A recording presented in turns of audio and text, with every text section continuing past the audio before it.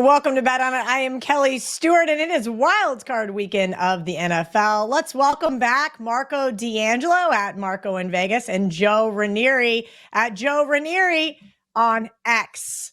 All right, guys, we've got a few primetime games we're going to go over, a little prop shop with Andy, and of course, some playoff TNA with Ralph Michaels. I do apologize. There will be no VR Gold in this week's show. Marco, welcome back. We missed you dearly last week, but I'm happy that you are here.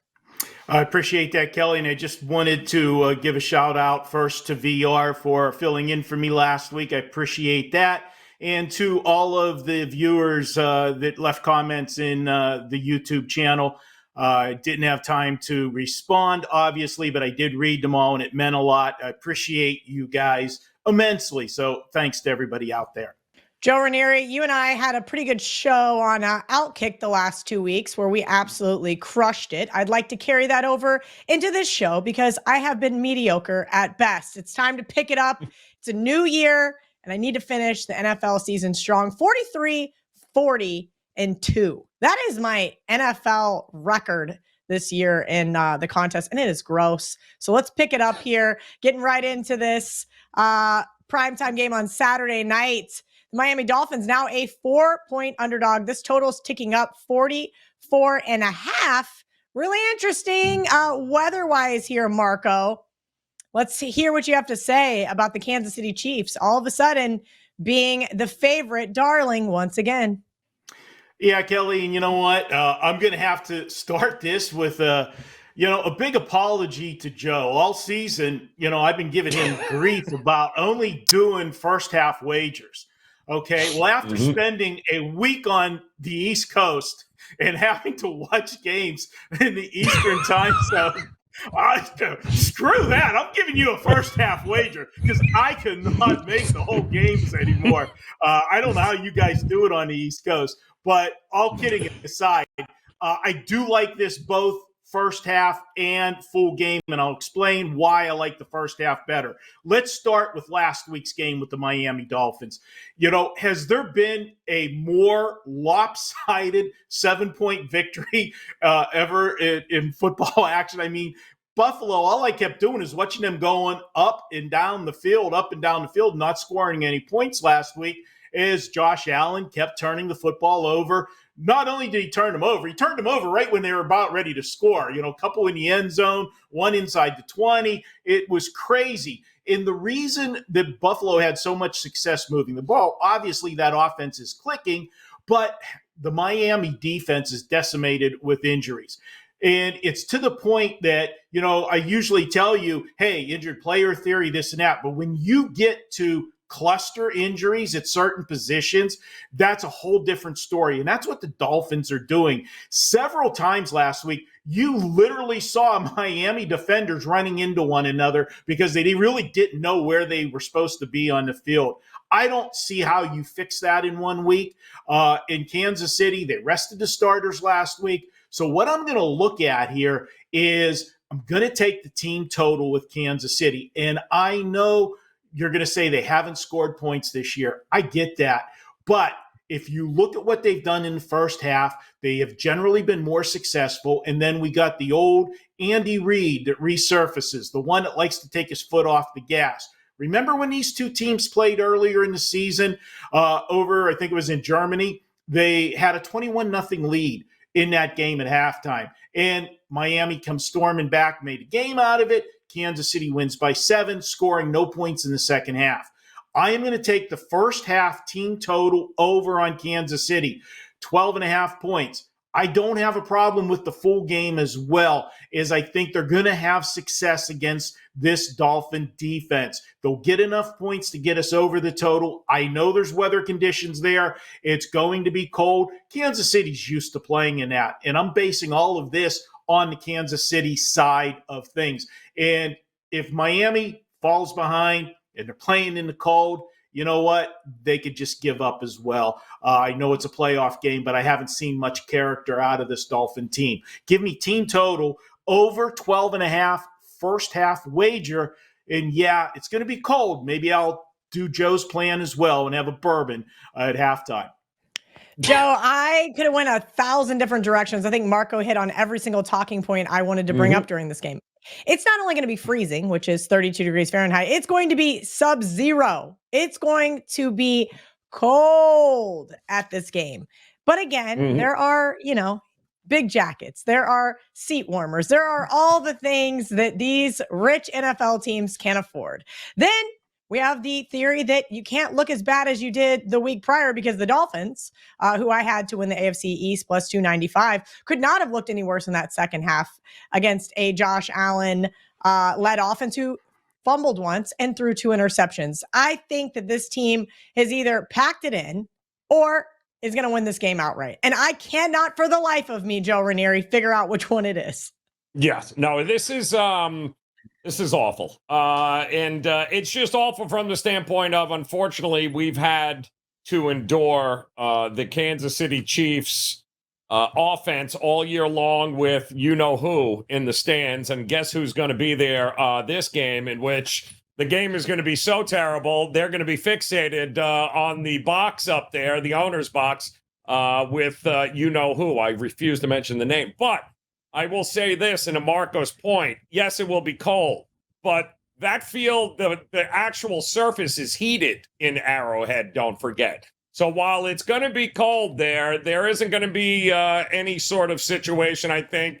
Cold is not a reason not to think points are going to be scored in the NFL. The wind will have its moments, but it's not going to overtake the game like in another game coming up this weekend. The wind won't be as big a factor. Cold is cold.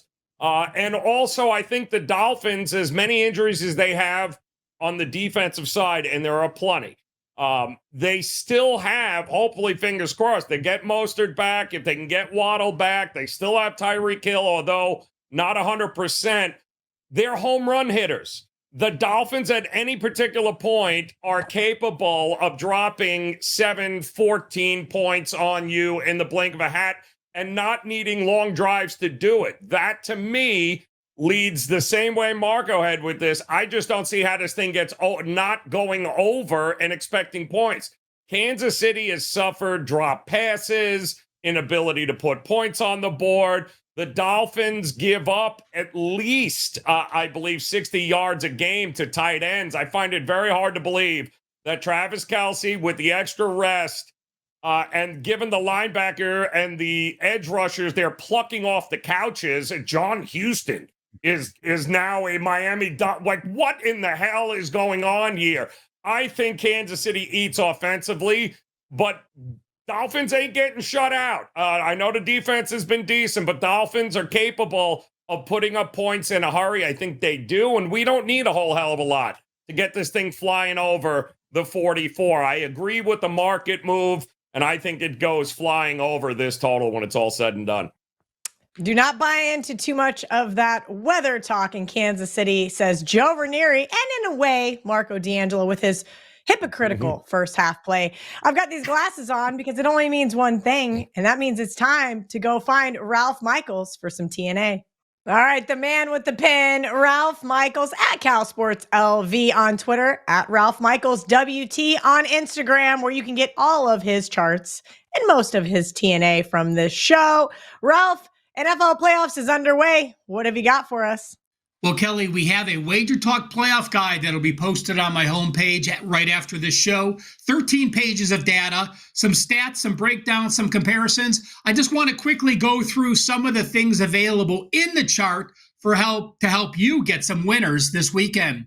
First off, I just did a simple stat compare. Nothing ATS, nothing over-under. These are just basic stats. Yards per game diff, points per game diff, offensive rankings, defensive rankings for the AFC and NFC. You see the AFC numbers there. Take a look at the NFC. A couple things I want to point out there, Kelly. Look at Tampa Bay. Tampa Bay has only used 60 players this year in the regular season. What does that mean? It means they've been the healthiest of all the playoff teams. But look at their yards per game diff. They're number 22, getting outgained by 31 yards per game. And when you look at that playoff health, I just want to show you a comparison. You see Tampa Bay use 60 players this year. Houston has used 81 players. So while Tampa Bay's been very healthy, Houston's been the unhealthiest team so far in the playoffs. So that's just one page. Chart number 2, I did stat compares side by side. So we're going to break down the teams. You see there the stat comparison between Cleveland and Houston. Not only do you get all the offensive and defensive numbers, I also have the NFL averages and what teams are compared to the NFL averages. It gives you a good idea if those teams have overperformed, have been average, or have underperformed. So you have those stat compares for all the playoff wildcard games, and also the stat compares for the 2 teams that are on a bye. So that's going to be a few pages in the guide. Chart number 3, Kelly, to me is one of the most important. For every NFL team, I have what players started at that position for the entire season. We all know the Browns have been historic. They have 5 quarterbacks start this year. But when you look at some of the teams on the offensive line and defensive line, it gives you a great idea of how far those teams are into the depth. So we have every team and every player for started in that team by position. Again, a very important health situation. And the fourth and final charts that we have in the guide for this week, we have the wild card games, the conference finals, the division finals. It basically is just this, Kelly. It's the last 5 years listing every wild card game. You can take a look at how those teams did home or away. It has quarter by quarter scoring.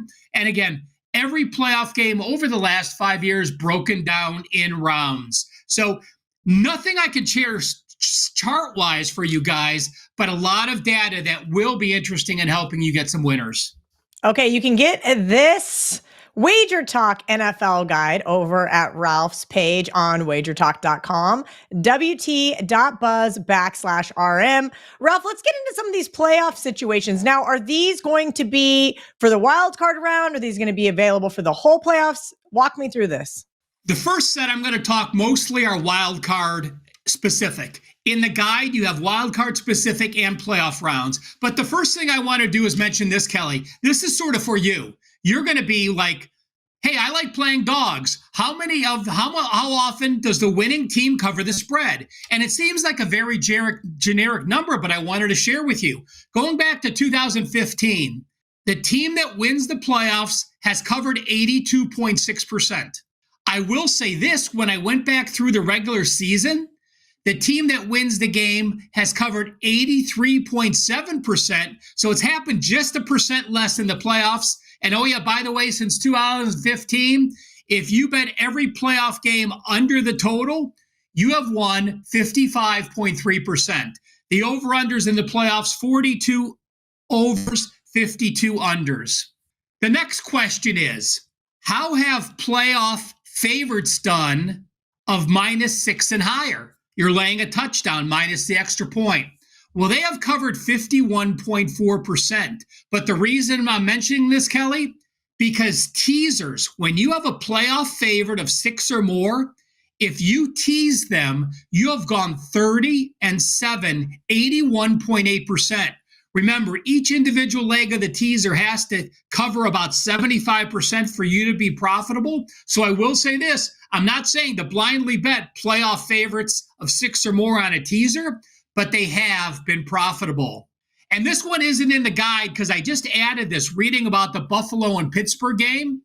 Since 2018, Kelly, when the winds have been 10 miles or more in the playoffs, there's been 2 overs and 11 unders.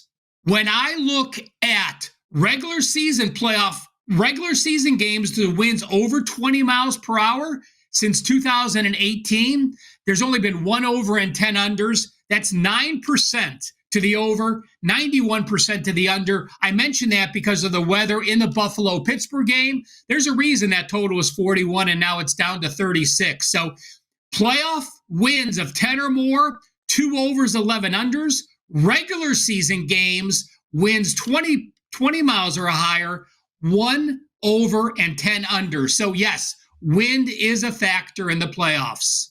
So now I want to basically say this. Wild card home teams since 2015. I want you to think of a percentage, Kelly, that you think home teams in the wild card have covered. Since 2015, home wild card teams have gone 43.2% against the spread. Kelly, were you over that number or under that number? Home field advantage, again, not as big in the playoffs. What was your guess in your mind? Way too high, Ralph. I would have said closer to 60% for the home team because it's talked about by the talking heads so much how important it is to get home field during the playoffs. And maybe it just really doesn't matter, at least not in the wild card round. You know, I'm going to bring up a point that we didn't talk about, but it's this.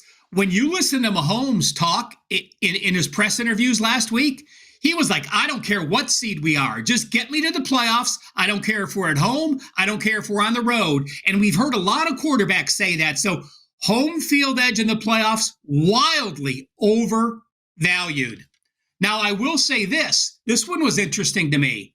When you look at wild card games on Saturday, the home team has actually gone 9-7, 56%. One less day for that road team to travel. So Saturday home playoff teams have covered 56%.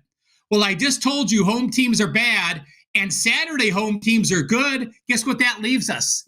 Sunday wildcard home teams, 31.6% ATS. Like the Bills, like the Cowboys, like the Lions. So again, something to pay attention to. And on Saturday home games, if your opponent was also on the road the previous week, like the Browns were, it's only happened 9 times, but the home team has gone 6-2-1. So from this little segment, home field overrated, Saturday home teams above the Mendoza line, Sunday home wildcard teams way below the Mendoza line. And one more wildcard specific situation I want to bring up to you. Big home favorites. This was someone that reached out to me on Twitter that watches this show often, and they wanted to know what sizable home favorites do. So when I look at home favorites of 8.5 or less, like the Chiefs, like the Cowboys, like the Lions, those teams have only covered 33.3%. But when a team is a home favorite of 9 or more, like the Buffalo Bills, they have gone 10-1 ATS, 91%, going all the way back to 2004. So you might think, oh, it's a competitive game. I don't want to lay over a touchdown in a wild card game. But again, teams like the Bills have gone 10-1, 90%. And finally, in the wild card, actually, I apologize. This isn't wild card specific. Okay. Sorry, Joe. One more time on a faux pas. Okay. One final wild card situation, Kelly. We know the Eagles. Everyone's talked about the Eagles' historic collapse down the stretch. Well, in the wild card round going all the way back to 2001, teams that have lost back-to-back games going into their wild card game have actually gone 16-7, 69.6%. That applies to the Dolphins and that applies to the Eagles. And one more I want to share with you. This is not wild card specific. This goes every playoff game to 2015. Teams that won as a dog their last game, either in the final regular season game or during the playoffs, teams that have won as a dog have gone 13-26 straight up, 18-20 against the spread. But teams that have won as dog has only gone 13-26 over under. So that's 66.7% to the under for those teams, again, off a win as a dog. That applies to the Chiefs and the Rams. So some general playoff data, some wild card specific, and one playoff non-wild card specific situation. But I think I have 14 situations, Kelly, in the guide, plus all those charts, 13 pages of playoff data, all on my homepage, wt.buzz/RM. And I do want to mention this. I appreciate everyone watching. Marco and I each have a special available. Save 20, SAVE20, no space, will get you $20, 20% off our playoff package, or 20% off any package priced at $149 or higher. Thank you, as always, for Ralph's contribution on this show. Now maybe I can see to do the segment with Andy Lang, the guy who's over there off screen eating winners for breakfast. Winners and Wheaties, Kelly. Winners and Wheaties. That is the recipe for success for my breakfast. Yeah, we're having a really, really good year. We're above 58% on plays here on a bet on it. And we hit our one last week. Devin Singletary, one and done. That was all I needed to turn a profit. We got two more for this week, and I love these two props, Kelly. Well, I don't like cardboard for breakfast, but I do like almost guaranteed winners. You and I were laughing before we started this segment about how Josh Allen is the gift that just keeps on giving. I tweeted my better picks lineup this week, and normally I do a 2-pick lineup, but I said it's basically free money. I hate when people use that term, but Josh Allen threw 2 picks and had a fumble. Are we just missing out every single week by not playing this? Well, not only is it hitting every week, it's minus 120. These streaks, like a normal prop, this would be like minus 200. I don't know why they keep hanging this low line. Kelly's played 17 games and he has 18 interceptions. He's gone over this in 12 out of his last 13 games. Just put it in, set it and forget it. You don't even need to parlay it if you don't want to. That's what's so crazy about this is it's a play that you can just put on its own, or you can throw it into your parlays to add some value. Yes, you crushed your better lineup. I was so proud of you. They had the Josh Allen interception in there. But yeah, rinse and repeat every single week. He's going to throw at least a couple that are interceptable, and this year they are being intercepted. So absolutely, Josh Allen's got to be in your lineups. And while I like the Bills, I think the Steelers defense might be able to get one against Josh Allen, even without TJ Watt this weekend. Okay, so my best bet involves the Eagles and the Bucks, which means you have a player prop for me. Yeah, this Eagles defense is really struggling. And at one point, Kelly, this was the number one rush defense in the league. Not so much. So we're going to fade them. We're going to take Rachaad White over 64.5 yards rushing. The Eagles have given up 145 yards per game the last 3. And Kelly, those games include games against the Giants. It's just terrible right now. The Giants rushed for 109 yards against the Eagles last week and 106 yards 3 weeks ago. James Conner, 128 yards 2 weeks ago. Kenneth Walker, 86 yards against them. The Cowboys rushed for 138 yards. Stop me anytime. Christian McCaffrey, 93 yards. The Bills for 173 yards. The Chiefs rush for 168 yards. This is a defense that is just a complete fade. And Baker Mayfield doesn't look 100%. He's obviously playing hurt. Why not run the ball against an Eagles defense that is completely porous? And the 64.5 seems really, really low. I would jump on this one before the line moves because I don't think it's going down. My guess is it gets up to 67, maybe 68.5. I think the Bucs are going to lean on Rachaad White. And with the injuries that this offense has for the Eagles and with just how sputtering they've been, I'm not really seeing a blowout situation where the Bucs get away from the run game. I think Rachaad White gets over this total just on sheer volume in the bad Eagles rush defense. Okay, Andy, before we get to your best bet, you have a promotion right now on wagertalk.com.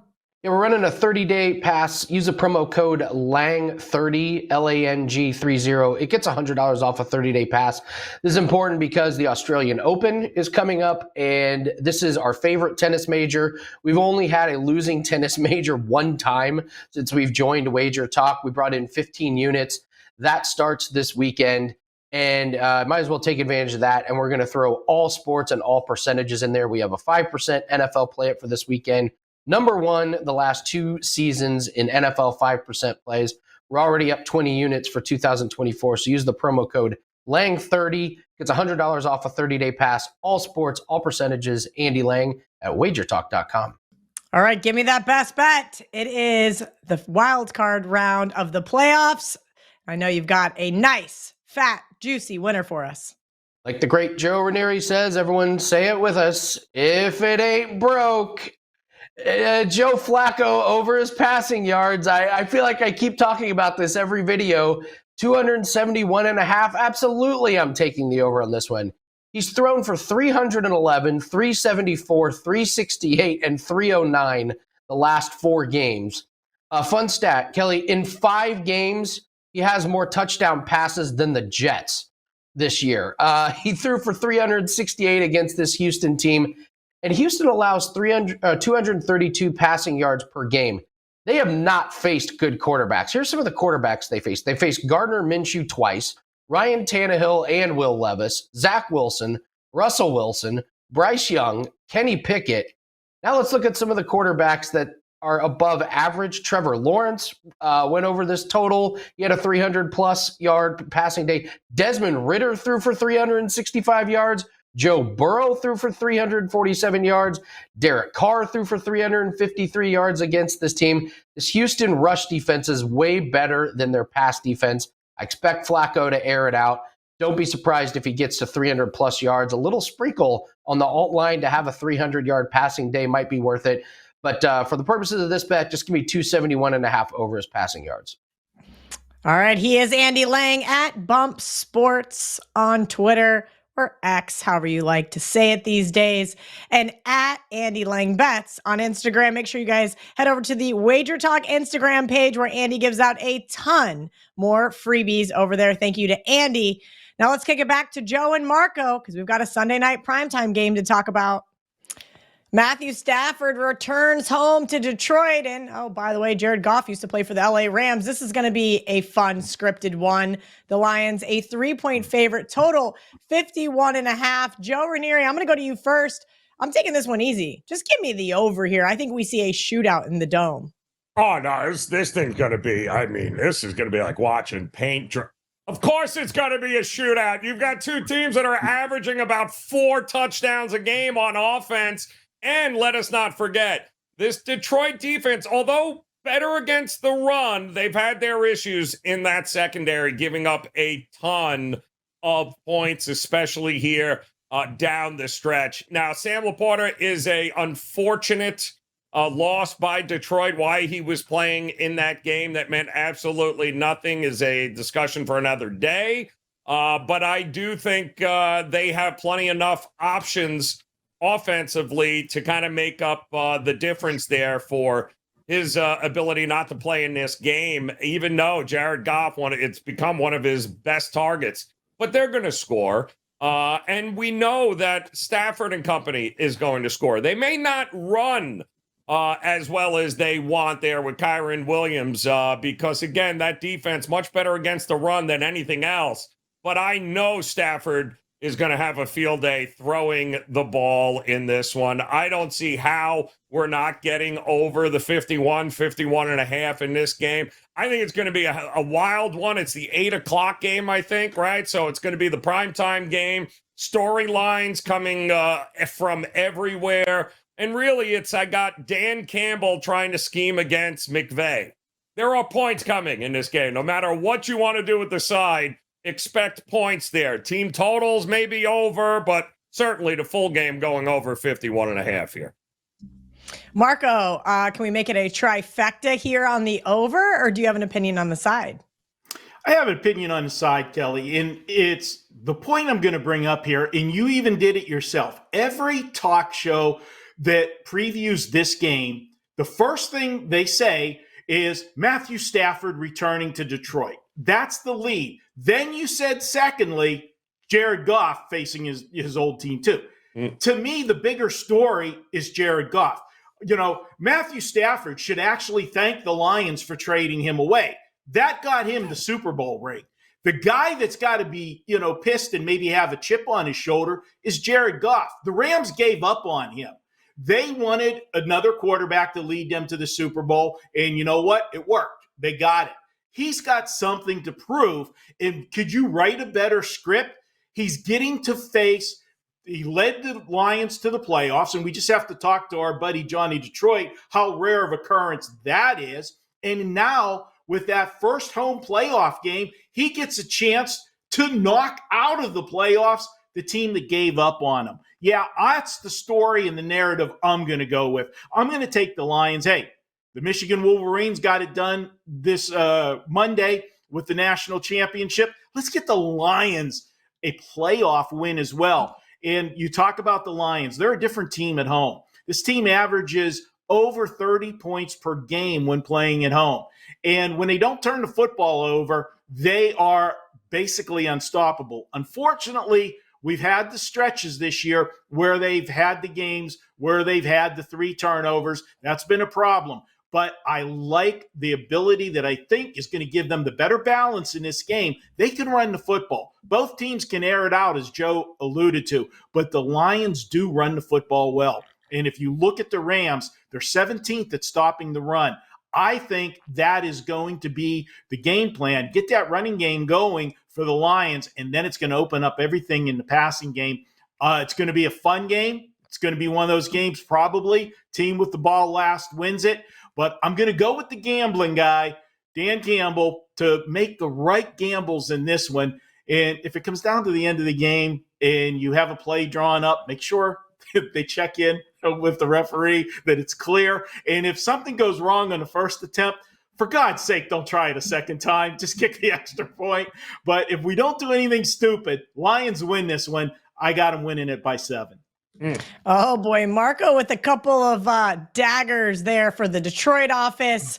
As I mentioned to start the show, no VR gold for the playoffs, but Ace does have a $149 NFL playoff special. This is a limited time only. As you guys know, he has owned the playoffs. Number 1, 3 years straight across all handicappers at wagertalk.com. He did not finish number 1 in 2019, but he did end up at number 4 with 61.1% winners, up 22 units last year, 31 units the year before, and 35 units in 2020.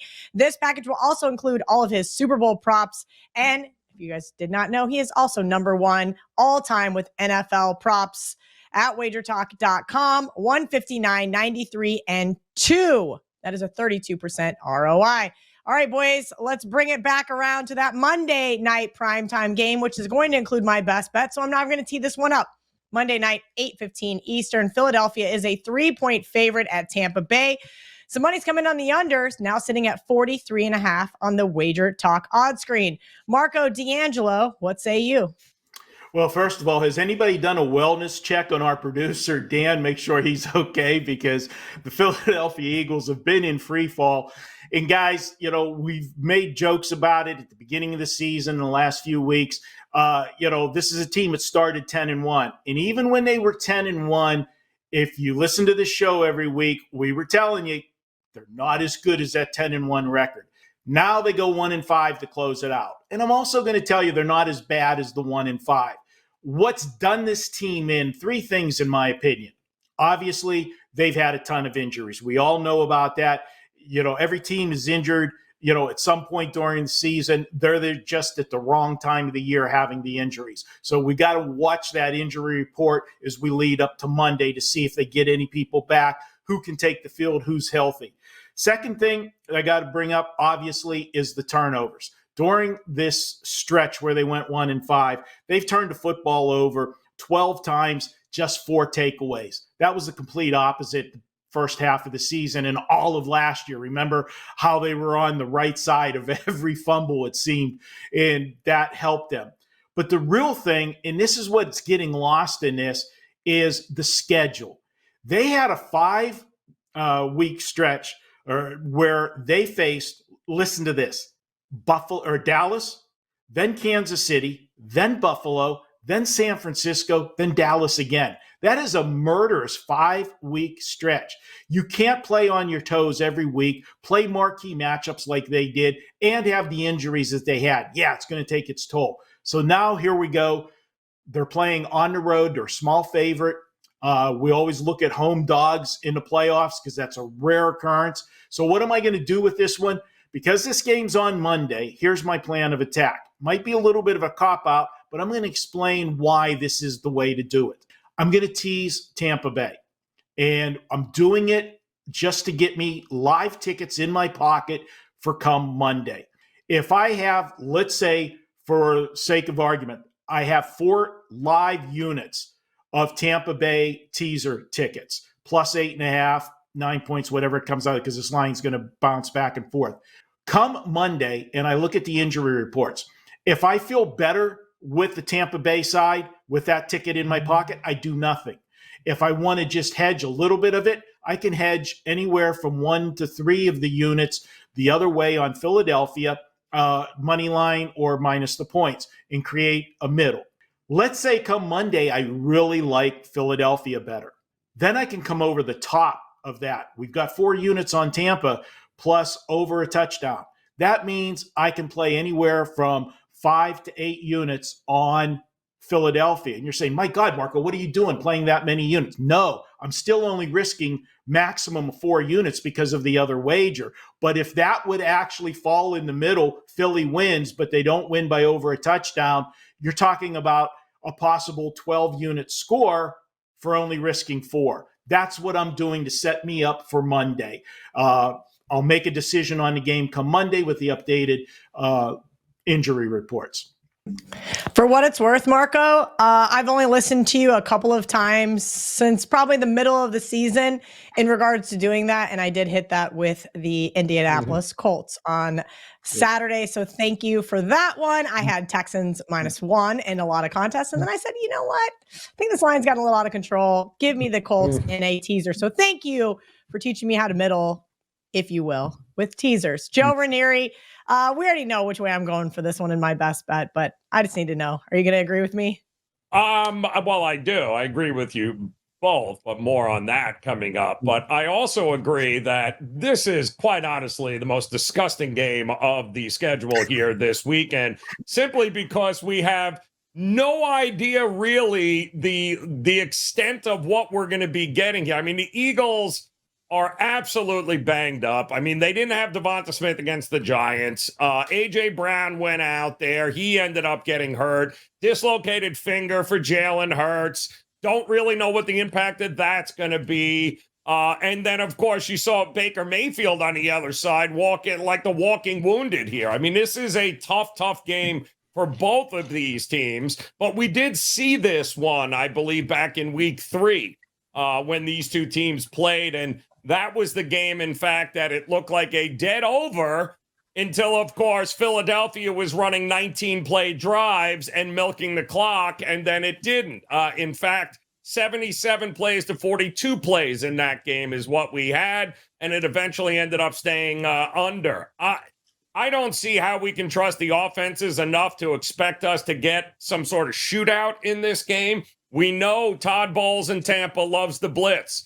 We know Wink Martindale loves the blitz, too. And he just did 2 out of the last 3 games against Jalen Hurts. How'd that work out for him? Not great. We know they can, they're pretty good against the run, this Tampa defense, right? So they're going to be blitzing Hurts. They're going to be hold up against the run, which leaves what here? It's going to be dink and dunk city, especially with A.J. Brown hurt, maybe doesn't play. Devonta Smith hurt. Dink and dunks to the tight ends and the Swift in the backfield. When you put this all together, if you thought the Tampa-Carolina game was terrible, I don't see how. Number one, they're primed for an upset. And number two, how in the hell are we getting to 43, 44 points in this game? I don't see it unless the defenses do something crazy. Don't trust that either. It's an under, a straight under for me in this game. We're going to continue talking about this game, but first, somebody roll that best bet graphic.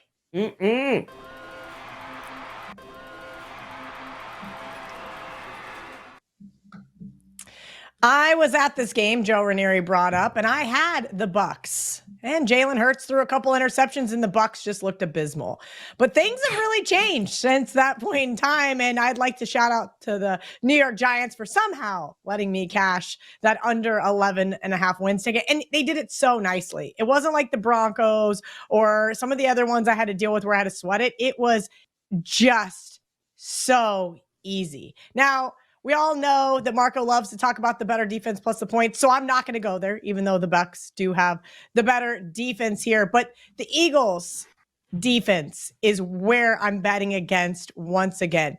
Andy mentioned it in the prop segment that he likes Rachaad White over his rushing yards because of this Eagles rushing defense.